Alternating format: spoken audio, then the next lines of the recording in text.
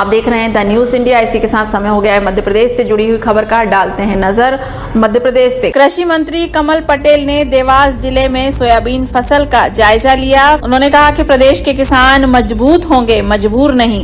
और इसके अलावा अधिकारियों को तत्काल सर्वे करने के भी आदेश जारी कर दिए गए हैं। खातेगांव और बागली विधानसभा में ग्रामों में जिस तरह से सोयाबीन की फसलें बर्बाद हो रही हैं, उस स्थिति को देखकर 31 अगस्त तक फसल का बीमा कराया जाए। इसको लेकर किसानों से कहा गया है। किसान कल्याण और कृषि विकास मंत्री कमल पटेल ने देवास जिले की खातेगांव विधानसभा क्षेत्र के ग्राम कुसमनिया और बागली विधानसभा क्षेत्र के ग्राम बड़कन के खेतों में जाकर पूरी स्थिति का जायजा लिया। इस दौरान खातेगांव विधायक आशीष शर्मा, बागली विधायक पहाड़ सिंह कन्नौजे, पूर्व विधायक ब्रजमोहन धूत, कुसमनिया सरपंच महेश परमार, स्थानीय जनप्रतिनिधि और एसडीएम कन्नौद नरेंद्र धुर्वे, उप संचालक कृषि श्रीमती नीलम सिंह चौहान सहित कृषक गण मौजूद थे। कुल मिलाकर किसानों में अब आस जाग चुकी है कि सरकार उनके साथ है। ग्राम कुसमानिया में खातेगांव कन्नौज विधानसभा क्षेत्र के गांव-गांव से आए सभी अन्नदाता, जीवनदाता, किसान भाइयों, आप सबके चरणों में मैं प्रणाम करता हूं और मध्य प्रदेश के मुख्यमंत्री शिवराज सिंह जी की ओर से आपको सबको नमस्कार और राम राम करता हूं। युवा साथियों और किसान ने जैसे अपने खेत की ओर देख के आए कि बारिश के बाद क्या हाल है, और खेत में जैसे बाहर से तो हरी भरी अच्छी कमर छाती तक फसल लगी थी, लेकिन जैसे ही वो खेत में गया अंदर और उसने इधर उधर करके देखा तो फली नाम की चीज नहीं, वो लगी भी है तो चिपड़ी हो गई, पीले पत्ते पड़ गए एक दिन में।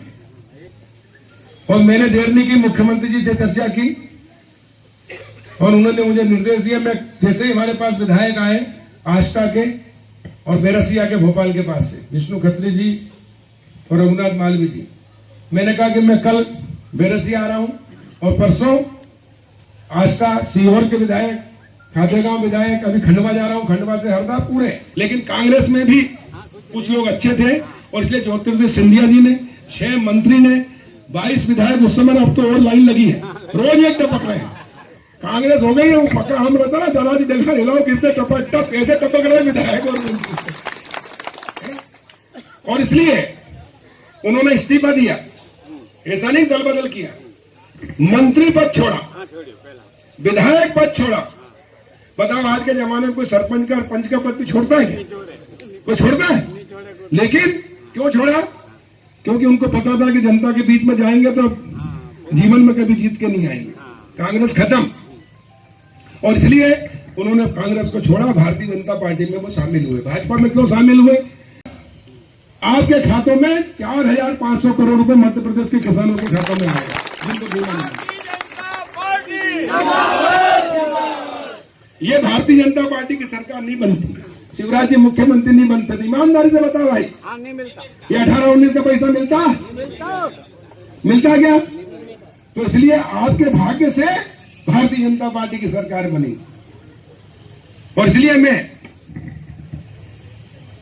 सच्चे नेता ज्योतिर्दित्य सिंधिया जी का, 6 मंत्री जिनने इस्तीफे दिए, विधायकों जिनके कारण सरकार बनी ना आपको मिला, उनका अभिनंदन करता हूं, स्वागत करता हूं। आपसे पूछ रहा हूं, 2024 तक हमको नर्मदा जी का पानी उपयोग करना है हमारे हिस्से का। तो 2024 तक नर्मदा जी में 2 जगह से जो हमारी पुरानी मांग है कि कन्नौज खातेगांव विधानसभा के और बागली के 100 गांव, कुल मिलाकर 342 गांव तक नर्मदा जी का पानी पीने के लिए भेजे। उसकी योजना जिसकी डीपीआर तैयार थी उसको स्वीकृत करा रहे हैं और नर्मदा जी में 2 जगह से लिंक करके कन्नौज और खातेगांव के शेष 50, 60, 70 जो गांव बच रहे हैं उनको भी आने वाले समय में नर्मदा जी का पानी सिंचाई के लिए लिफ्ट के माध्यम से उपलब्ध होगा। उसकी आपको चिंता करने की जरूरत नहीं है, उसके लिए हम लगे हुए हैं। लेकिन आज चूंकि इस दुख की घड़ी में माननीय मंत्री जी आए हैं, मेरा मंत्री जी से यही आग्रह है। प्रधानमंत्री नरेंद्र मोदी जी ने 2022 तक किसान की आय 2 गुना करने का निर्णय लिया। गांव गरीब किसान को आत्मनिर्भर बनाने का निर्णय लिया है। किसान आत्मनिर्भर होगा, गांव आत्मनिर्भर होंगे तो देश आत्मनिर्भर होगा, इसलिए आत्मनिर्भर अभियान चलाया। 20 लाख करोड़ का उन्होंने देश के विकास के लिए पैकेज दिया, उसमें 1 लाख करोड़ खेती के विकास के लिए। किसान फसल तो तैयार कर लेता, पैदा कर लेता है, लेकिन मंडी में जाता है तो उसके होने पौने भाव में बिकती थी। क्यों?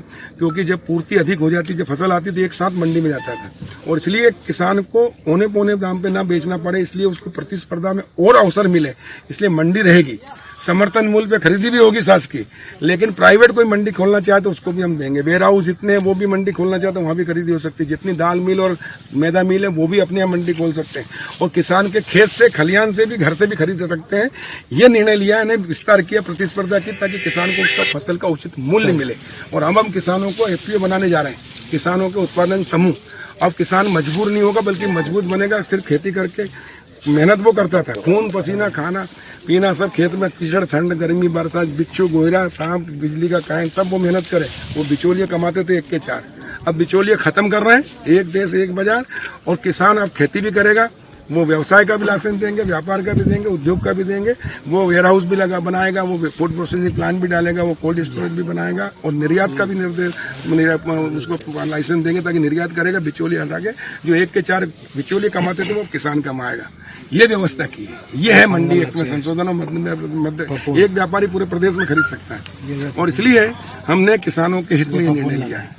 हाँ, ये बीमारी होगी ना सर। एक वीडियो आरबीसी में जो प्रावधान है जी, हमारे यहाँ का इसके अलावा फाइनेंस है 36,000 रुपये।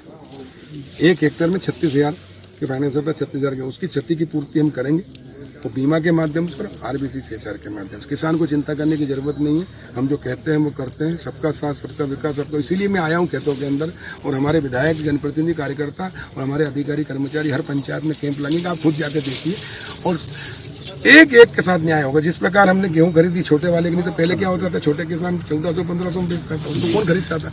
लेकिन इसी के लिए डबल हमने, कमलनाथ ने 68 लाख मेट्रिक टन गेहूं खरीदा था पिछली बार, हम 129 लाख मेट्रिक टन खरीदा। देश में नंबर 1 पंजाब को भी दिखा है।